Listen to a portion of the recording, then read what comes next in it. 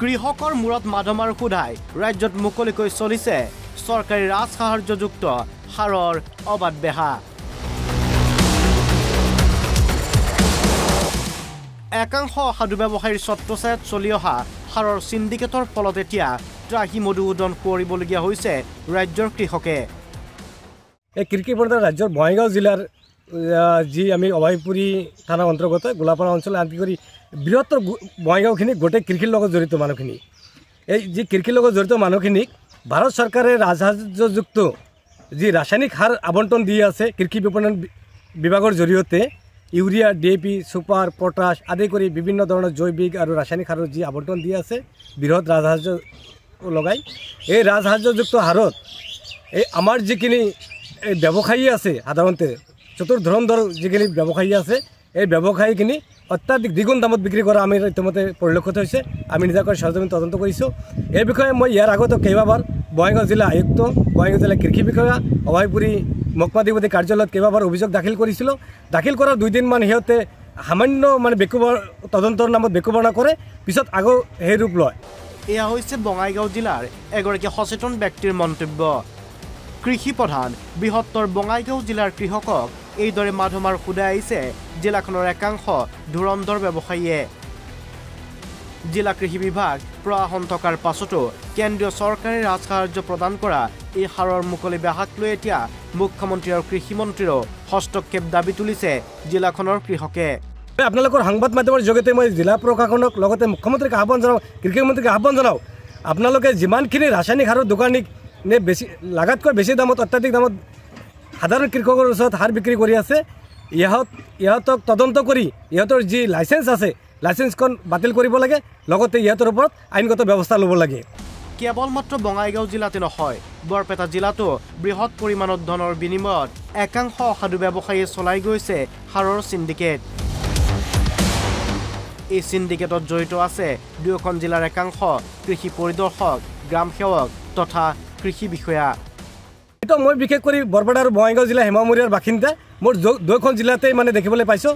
আনকি কলগাছিয়া, লাংলা, খৰিচালা, কীৰ্তনপাৰা, গোলাপাৰা, অভয়পুৰী, লিংডিচিঙা, চবতে একেই দশা, একেই পৰিৱেশ বিৰাজ কৰিছে। দুয়োখনে জিলাৰ কৃষি বিষয়া ইয়াৰ পৰা বৃহৎ অংকৰ চান্দা সংগ্ৰহ কৰা বুলি মই মোৰ ভিতৰৰ যি চ'ৰ্চ আছে, কৃষি বিষয়া কাৰ্যালয়ৰ যি মোৰ চ'ৰ্চ আছে, এই চ'ৰ্চৰ জৰিয়তে মই জানিব পাৰিছিলোঁ বঙাইগাঁও আৰু বৰপেটা দুয়োখন কৃষি যি পৰিদৰ্শক আছে, যি গ্ৰাম সেৱক আছে, যি আপোনাৰ জিলা কৃষি বিষয়া আছে, সকলোৱে বৃহৎ পৰিমাণে চান্দা সংগ্ৰহ কৰে। ভাৰত চৰকাৰৰ ৰাজসাহাৰ্যপ্ৰাপ্ত NPK সাৰ, প্ৰতি বস্তা NPK সাৰৰ মূল্য হৈছে 2449.65 টকা। প্ৰতি বস্তাত চৰকাৰে ৰাজসাহাৰ্য দিয়ে 794 টকা 65 পইচা।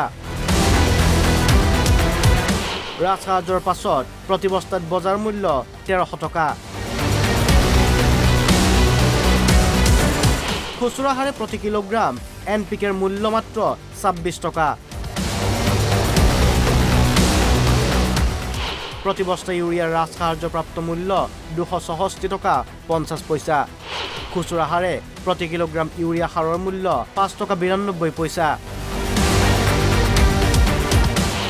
প্ৰতি বস্তাই MOP সাৰৰ মূল্য হৈছে 1596 টকা 35 পইচা।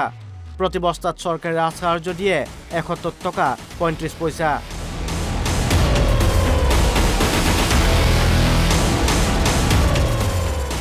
ৰাজসাহাৰ্যৰ পাছত প্ৰতি বস্তাৰ বজাৰ মূল্য 1525 টকা। খুচুৰা হাৰে প্ৰতি কিলোগ্ৰাম MOPৰ মূল্য মাত্ৰ 30 টকা 50 পইচা। একেদৰে ফচফেটৰ প্ৰতি বস্তাৰ মূল্য হৈছে 605 টকা। ৰাজসাহাৰ্য প্ৰদানৰ পাছত ইয়াৰ মূল্য হয় 256 টকা 5 পইচা। কিন্তু ইমানৰ পাছতো একাংশ অসাধু ব্যৱসায়ীয়ে অধিক দামত বিক্ৰী কৰি আহিছে ৰাজসাহাৰ্যযুক্ত সাৰ। পাৰ বেগত 266 টকাৰ ঠাইত আপোনাৰ 500 টকালৈকে ইউৰিয়া বিক্ৰী কৰা পৰিলক্ষিত হৈছে। হিচাপত বিক্ৰী কৰিব লাগে 266, 6 টকা বাদ দি 260 টকা ল'ব লাগে হিচাপত। তাতে লৈ আছে 500 পৰা 600 টকা। DAP ল'ব লাগে 1200 সামথিং, লৈ আছে 1800 পৰা 2000 টকা। এনেকৈ প্ৰতিটো হাৰতেই প্ৰতিবিধ ৰাসায়নিক সাৰতে দ্বিগুণ দাম। বাজেট টকাখিনি আপোনাৰ যিখিনি আমাৰ ব্যৱসায়ী আছে, যি চতুৰ ধৰণৰ ব্যৱসায়ী আছে, ইহঁতে সংগ্ৰহ কৰি ইয়াৰ কিছু পৰিমাণ আপোনাৰ বিভাগীয় যি বিষয় কৰ্মচাৰী সিহঁতলৈকে আবণ্টন দি আছে। এইটো নিশ্চয় নহ'লে এনেকৈ কেনেকৈ চলিব পাৰে। তথাপিও গানলৰে একাংশ ধুৰন্ধৰ ব্যৱসায়ী তথা চৰকাৰী বিয়াগম কৃষি বিভাগৰ বিষয়া কৰ্মচাৰীৰ সাৰৰ এই অবৈধ চিণ্ডিকেট শীঘ্ৰেই বন্ধ কৰি ন্যায় প্ৰদানত দাবী কৰিছে একাংশ কৃষকে। শীঘ্ৰেই এই চিণ্ডিকেট বন্ধ নকৰিলে প্ৰধানমন্ত্ৰীৰ কাৰ্যালয়ৰ ন্যায়ালয়ত দ্বাৰস্থ হোৱাৰ হুংকাৰ সচেতন ৰাইজৰ। আমি ইমান বেছি দাম কিয় আমাক দাম লয় সিহঁতে? ইয়াৰ লগত জড়িত কোন আছে? আমি চৰকাৰক অনুৰোধ জনাইছোঁ যে এই মানুহবিলাকক আপোনাৰ লাগি লগাওক। আমাক যিহেতু আপোনালোকে কম মূল্যত সাহায্য দি আছে, আমি কিয় নাপাওঁ? আমি অনুৰোধ জনাইছোঁ চৰকাৰক সেইটোৱেই যে আমাক সাহায্য যিহেতু দি আছে, আপোনালোকে আমাক সাহায্য টকা দিয়ক। আমি এইটো চৰকাৰক অনুৰোধ জনাইছোঁ। দোকানীবিলাকে সাহস নাপায়, ওপৰৰ পৰা সিহঁতৰ আছে, সেইকাৰণে আমাৰ ওচৰৰ পৰা সিহঁতে দোকানদাৰবিলাকে বেছি লৈ আছে। আমি অনুৰোধ জনাইছোঁ চৰকাৰে এইটো দোকানদাৰবিলাকক যিবিলাক অফিচাৰ আছে, কৃষি বিষয়া যিবিলাক আছে, সেইবিলাক লগালে আমাৰ দোকানদাৰবিলাকে আমাক কম মূল্যত দিব। চৰকাৰী যিটো মূল্য আছে 200-250 টকা বা 300 টকা সেটা দি আছে চৰকাৰে, কিন্তু আমি 400 টকা 500 টকা কিনিব লগা হয়। কিন্তু চৰকাৰৰ পৰা আমাক সাহায্য হিচাপে দিছে, কিন্তু আমি নাপাওঁ। সেই টকাবিলাক বিজনেছৰ মাজত, এই ব্যৱসায়ীৰ মাজত লাভৱান হৈ আছে, আৰু কৃষি বিষয়ৰ পৰাও এই ব্যৱসায়ীৰ পৰা কিবা সকাহ পায়। সেইকাৰণে আমি কৃষিবিলাকে বঞ্চিত হৈ আছোঁ। আপোনালোকে আল্টিমেটাম মই 1 সপ্তাহ সময় বান্ধি দিলোঁ। 1 সপ্তাহৰ ভিতৰত যদি আপোনালোকে ইয়াৰ বৃহৎ ব্যৱস্থা ল'ব নোৱাৰে, যদি ব্যৱসায়িক লাকিন লগাই যদি কৃষকক সকাহ দিব নোৱাৰে, তেনেহ'লে মই প্ৰধানমন্ত্ৰী কাৰ্যালয়লৈ যাবলৈ দ্বাৰস্থ হ'ম। লগতে আপোনালোকৰ বিৰুদ্ধে মই ন্যায়ালয়তো লেখ আবেদন দাখিল কৰিম।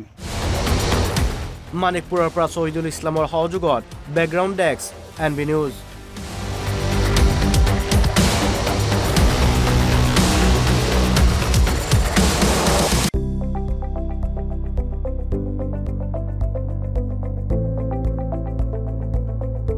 NB নিউজ, সহজ সৰল ভাষাত নৱভাৰতৰ কথা।